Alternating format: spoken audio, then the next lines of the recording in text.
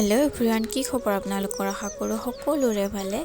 আজি মই এটা ঘৰৰ পৰাই ব্লগিং ষ্টাৰ্ট কৰিছোঁ। আপোনালোকে কেনেকুৱা পাই জনাব বাৰু। মই ৰাতিপুৱা ষ্টাৰ্ট কৰিলোঁ ব্লগটো চাহ কাপেৰে, মানুহজনকো দি আহিলোঁ আৰু ময়ো লগতে খালোঁ। এতিয়া অকণমান ঘৰৰে কাম কৰিম বুলি ভাবিছোঁ। মানুহজনৰো যিহেতুকে কাম নাই, সেইবাবে ঘৰতে অকণমান কিবা কিবি কৰিবলগীয়া আছে, তাকে কৰিব দি আছোঁ। এইপিনে মই ভাতো বনাই আছোঁ, চাহখিনি খোৱা হৈ গ'ল। এইফালে মই ভাজিখিনি বনাই লওঁ। ভাতখিনি হ'লে বাৰু, ভাজিখিনি হ'লে আমি ভাত খাম আৰু এতিয়া লাহেকৈ। কি হ'ব, দুখৰ জীৱন। গেছটো শেষ হৈ থাকিলে, গেছটো ভৰাব এতিয়া পইচা নাইকিয়া হৈছে, সেইবাবে জুইতে গৰম গৰম বনাবলগীয়া হৈছে। মানে একো নাই, মাজে মাজেতো বনাব লাগিবই ন। ভাত আঞ্জা বনোৱা হৈ গ'ল। এতিয়া প্ৰথমতে মই গাহৰি গঁৰালৰ পৰা গৈ, যিহেতুকে মাও নাই দেউতাও নাই, সেইবাবে ময়ে ঘৰৰ সকলো কামখিনি কৰিবলগীয়া হয়। দুপৰীয়াৰ ভাগৰ মানে ৰাতিপুৱাৰ পৰা মই কৰিবলগীয়া হয়। মায়ে যিহেতু নাহেই, গধূলিলৈকে কাম কৰিব যায় আৰু মায়ে গধূলিহে আহি পায় ঘৰত, সেইবাবে মই চব কৰিবলগীয়া হয়। মানে এতিয়া মই আহিছোঁ গাহৰি গঁৰালত গাহৰি আধাৰ দিবলৈ। প্ৰথমতে গঁৰালটো গোটেইখিনি এনেকৈ পানী মাৰি ল'ব লাগিব। মই মানে চাফা কৰি ল'ব লাগিব, সিহঁতে হাগি মুতি লেতেৰা কৰি থৈ যায়। সেইকাৰণে মই প্ৰথমতে গঁৰালটো চাফা কৰি লৈছোঁ পানী মাৰি কিনে। তাৰপিছত মই ইহঁতক আধাৰখিনি দিম।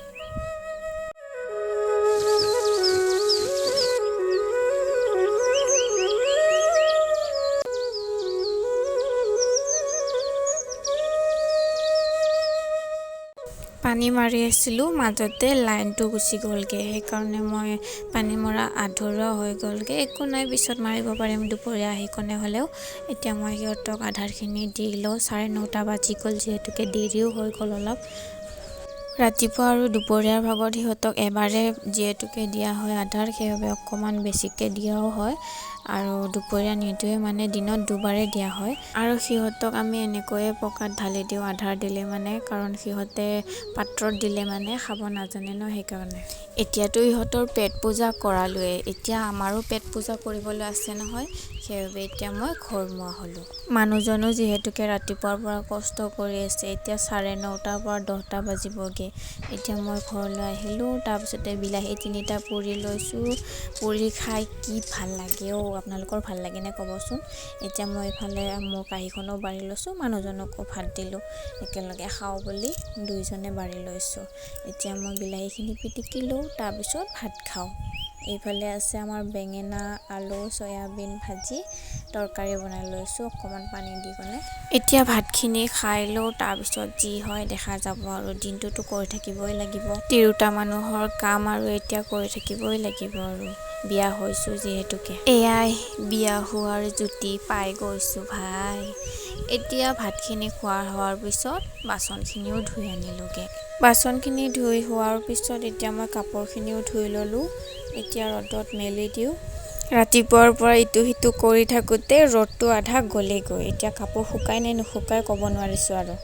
সদায় কিমান কাপোৰবোৰ ধুম আৰু, সদায় পিন্ধো, সদায় ধুব লাগে। তাকো মোৰ অকলে কাপোৰ ধুবলগীয়া নহয়, গোটেই ঘৰখনৰ কাপোৰ ময়ে ধুব লাগে সদায় সদায়। উপায় নাই, ধুবতো লাগিবই। মাও যিহেতুকে সময় নাপায়, সেইবাবে মই ধুবলগীয়া হয়। মাৰ যদি সময় থাকে মায়ে ধুই লয় বাৰু, মায়ে ধুই দিয়ে।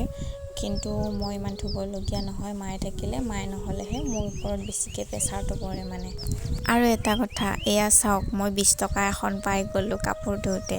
সদায় কাপোৰ ধুওঁতে মই পইচা পাওঁৱেই, মানে 20 টকাই হওক 10 টকাই হওক।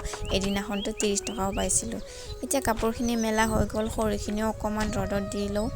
খৰিখিনিও সদায় ৰ'দত দিব লাগে, মানে ভাত বনাব কষ্ট হয় যে, আৰু গেছটো শেষ হৈছে, সেইবাবে আকৌ চপাই থ'বলগীয়া হয় বৰষুণটোৰ কাৰণে। বৰষুণটো যদি আহি যায়, যদি ভিজি যায়, তাৰপিছত মই ক'ৰ পৰা ভাত বনামগৈ আকৌ। গেছটো আনিব পাৰিলেহে ৰক্ষা, আৰু এইবোৰ কৰি থাকিবলগীয়া নহ'ব। আৰু এয়া আমাৰ এখেতে কাম কৰি আছে।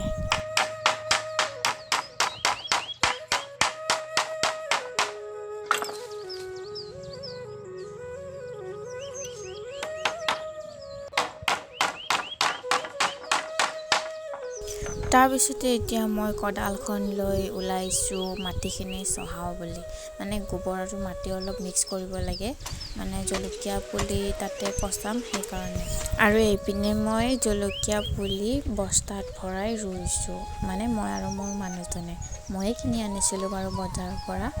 তাৰপিছতে এইপিনে মই মাটিখিনি চহাই লওঁ আৰু এয়া আগৰে আনি থোৱা আছিলে গোবৰ, মায়ে আনি থৈ দিছিলে। মই এনেকৈ মনাত ভৰাই ভালকৈ থৈ দিছোঁ, পিছলৈ লাগিব যিহেতুকে।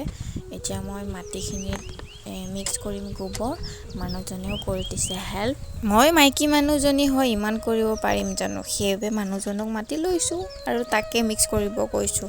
বেচেৰাটোৰ গা বেয়া, তথাপিও মই কৰিব জোৰ কৰি মাতি লৈ আনিছোঁ। আৰু এইপিনে গোবৰ মাটি মিক্স কৰা হৈ গ'ল। এতিয়া এনেকৈ এটা পাত্ৰত এনেকৈ সোমাই লোৱা হৈছে আৰু এইপিনে মই জলকীয়া গুটি ৰ'দত শুকুৱাই লৈ ৰাতিপুৱাৰ পৰা ভিজাই থৈ দিছিলোঁ। এতিয়া মই এইখিনি ৰুব গৈছোঁ। এতিয়া গোটখিনি এনেকৈ পাতল পাতলকৈ দি দিব লাগিব, তেতিয়াহে পাতল পাতলকৈ গছ গজিব। আৰু এতিয়া গোটেইখিনি এনেকৈ ঢালিয়ে দিলে, এটা এটাকৈ লৈ থকাতকৈ এনেকৈ ঢালি দি পিছত মিলাই দিওঁ বুলি ক'লে। পিছত দুয়োজনে মিলি মিলাই দিলোঁ। গোটখিনি বাৰু এনেকৈ পাতল পাতল কৰি দিয়া হৈ গ'ল। এতিয়া তাৰ ওপৰত আকৌ গোবৰ দি দিব লাগিব, তেতিয়াহে সাৰটো মানে অকণমান বেছি পৰিমাণে পাব। সেইকাৰণে এনেকৈ দি দিছে মানুহজনে। এইবাৰেই প্ৰথম কৰি চাইছোঁ, কি বা হয় নাজানো আৰু ভগৱানৰ কৃপাত ভগৱানে চকু মেলি চালেই হ'ল আৰু। এতিয়া এনেকৈ গোবৰখিনি দিয়া হোৱাৰ পিছত আমি এনেকৈ পানী ছটিয়াই থৈ দিছোঁ। সপ্তাহত ৩-৪ বাৰ দিলে হৈ যায় বাৰু, ইমান পানী দি থাকিব নালাগে। আশা কৰিলোঁ ভাল লাগিলেও ক'ব কমেণ্ট কৰি, আৰু বেয়া লাগিলেও ক'ব। আজিলৈ আহিছোঁ দিয়ক গাইজ, লগ পাম নেক্সট ব্লগত। Bye bye.